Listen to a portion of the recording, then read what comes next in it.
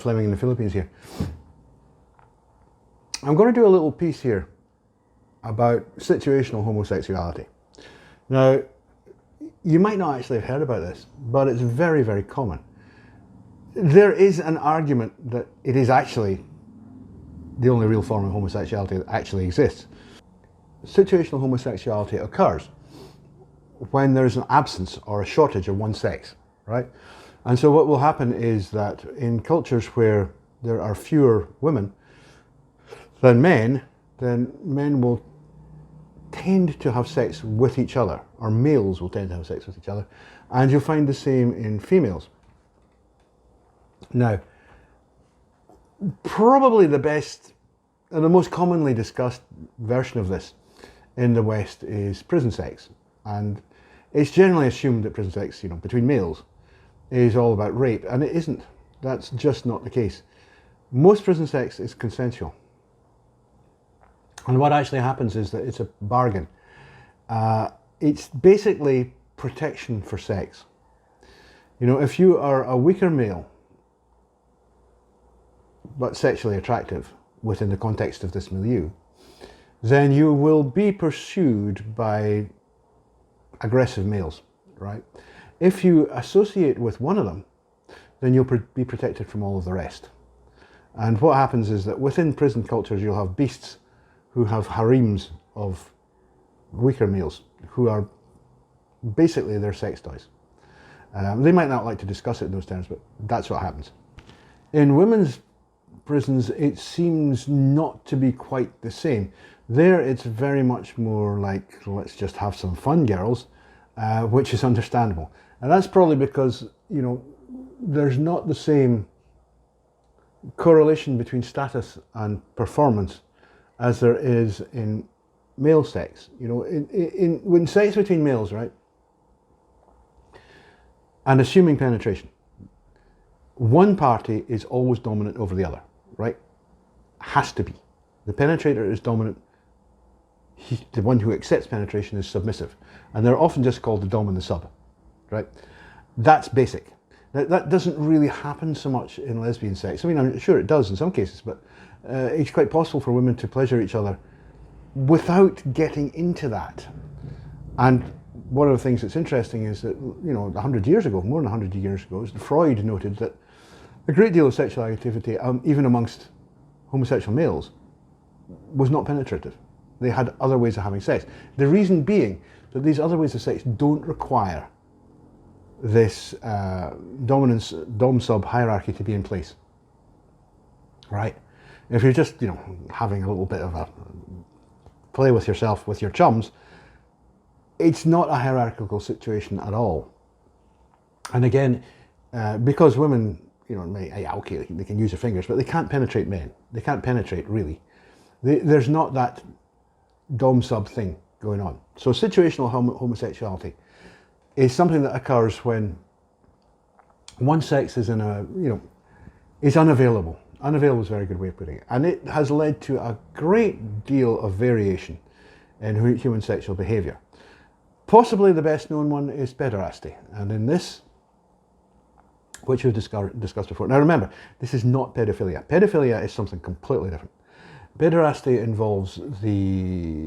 is a situation in which usually younger, but sometimes it's a status thing rather than an age thing. Usually younger males are taken as lover by older males, right?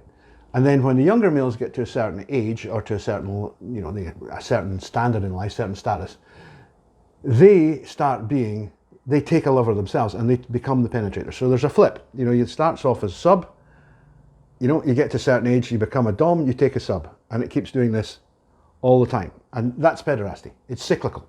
Now, somebody was asking about the cycle and said pederasty. That's what it is. It's this cyclical thing. The subs become dom and take new subs, who then become dom in their turn, right? That's classic pederasty. And if you look at the situation in ancient Greece, Persia, China, Japan, England, everywhere that this occurred, that's how it works. But it was happening because there was no access to women, right? For boys of 17, 18, 19, right? For example, young men, there's no access to women because because in these we're talking about cultures here where women's virginity is really tightly policed. It's very much controlled by other women. It's not men. Men don't do this, right? Men just don't do this. It's the women. Well, the fathers might be involved, but principally it's the women who police other women's sexual behaviour. And so young women, and remember, young women are incredibly fertile. I mean, you know, she's going to get pregnant, and then you're going to have to do something about it. And so the culture has evolved ways to make sure that there isn't this kind of, you know, casual, like, what happens if I put my bits in there? This kind of sex, which could have very destabilizing consequences. And, you know, if you're talking about our ancient ancestors, we're talking about tribes of maybe 50 or 60 people. You know, somebody accidentally having children is just putting a burden on everyone else. It's a burden in terms of food resources, it's a burden in terms of care resources, a whole bunch of other stuff that you don't want. Because what you have to be focused on, and this is an evolutionary imperative, you have to be focused on the survival of the children. And that's survival till they're old enough to have children of their own. So it's an ongoing process. It's not just like a fish, you know, I'll have my eggs and that's me done. Like a salmon, for example. It goes on. Humans have to keep going at this. So they have systems, they've evolved systems to control how female sexuality is played out.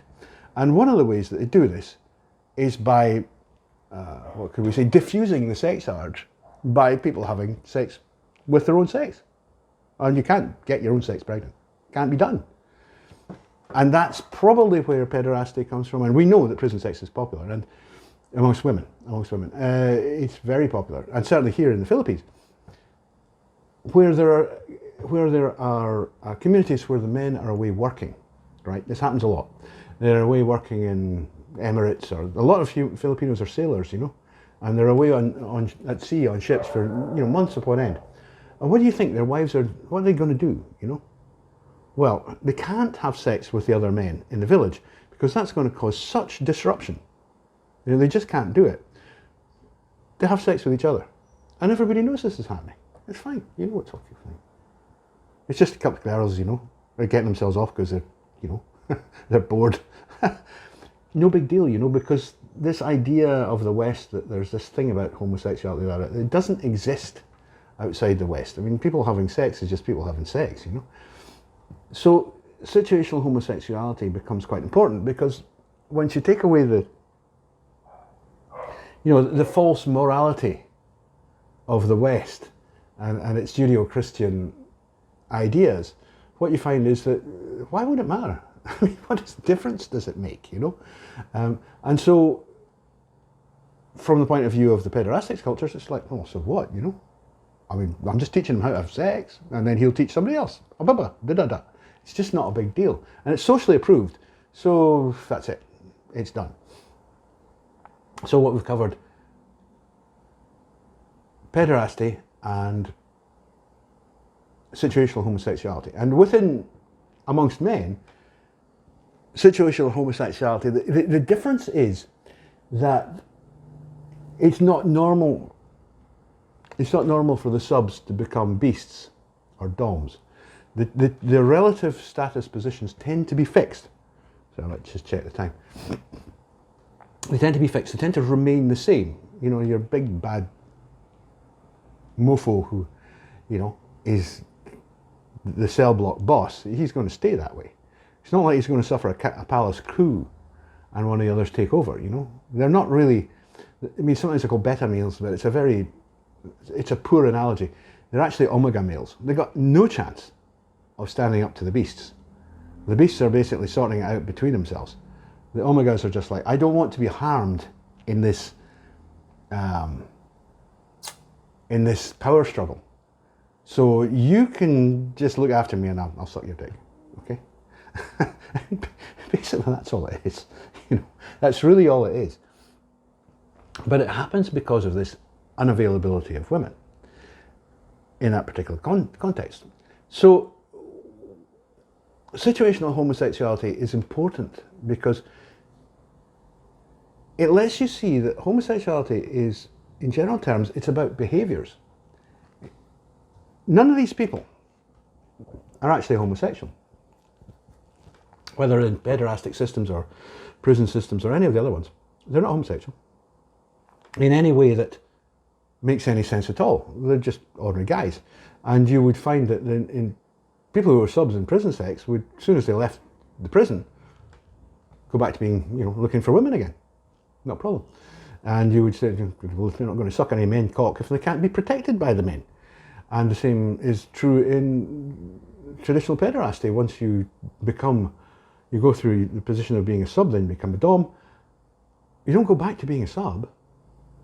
What would normally happen in all the traditional systems is that it's a 3-stage process. You become first a sub, then a dom, and then you get married to a woman and leave the whole thing behind, move on.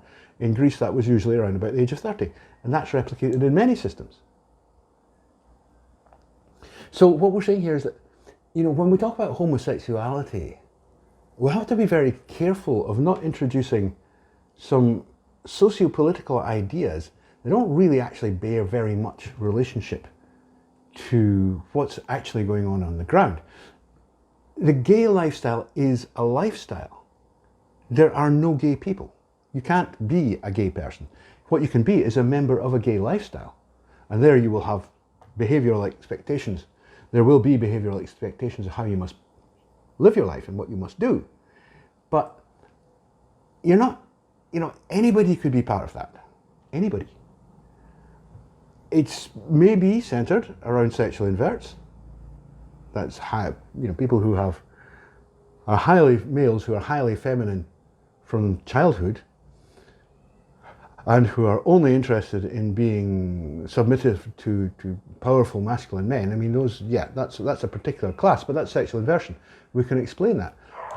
A very large number of the people who are involved in the gay scene aren't actually like that. They're different types. You get autogynephilic, non-trans autogynephiles who basically just want to be penetrated and feel the sensation of what it might be like to have sex as a woman.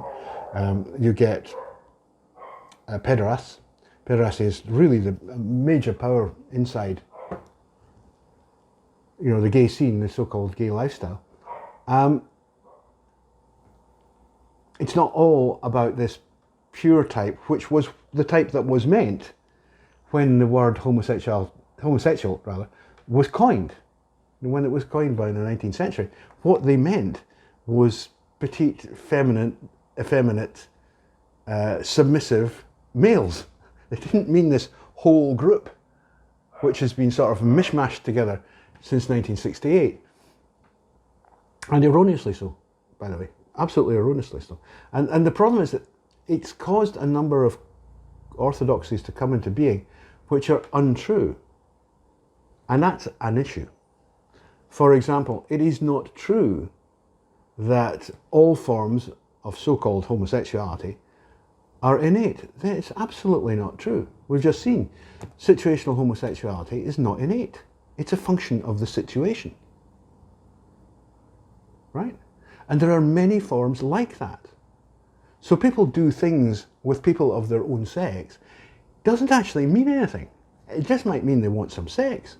I mean, Quentin Crisp, and if you haven't read Quentin Crisp, by the way, then you're missing out. You should read him because he's terrifically funny, entertaining, lovely guy, born raconteur. He just said, men are neither heterosexual nor homosexual. They're just sexual. And what he meant was, men don't care.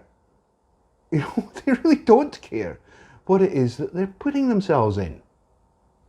Don't matter on a dark night up an alleyway, does it? It's basically what he was saying. Now it mattered for him because he was a sub, he was a sexual invert, and you take him and look at his pictures and you know what he was. And he was a lovely person, but he wanted to be dominated. He had that was his thing. But for most men, no. They just want, some sexual relief, and they want it quick, and they want it now. And if you happen to be there, that's what happens. So I think we're going to do a few more videos about homosexuality and the kind of the myth all the myths that surround this gay lifestyle, it's really non-existent. Or rather, the gay lifestyle exists, but homosexuality really doesn't. There's, as one person says, there are homosexual acts, but the only people who actually are homosexual are sexual inverts. And all of the rest of them aren't really. There's something else. Some of those other things are chosen. Some of these are lifestyle choices. There is no doubt about that. I've spent long enough watching the gay scene, if you like, to know that people are drawn into it for reasons other than, their sexual natures. They're drawn into it because of a certain glamorousness, certain idea of peer pressure. There's a good few reasons why it happens. It's not all about, and some sort of innate desire. It just isn't. That's a lie, and that causes problems. I mean, I'm not for attempting to convert people. I'm not for saying that people should be forced to do anything. I'm against conversion therapy, basically because if somebody wants to do something, then it's perfectly their right to do it. It's not nobody else's damn business.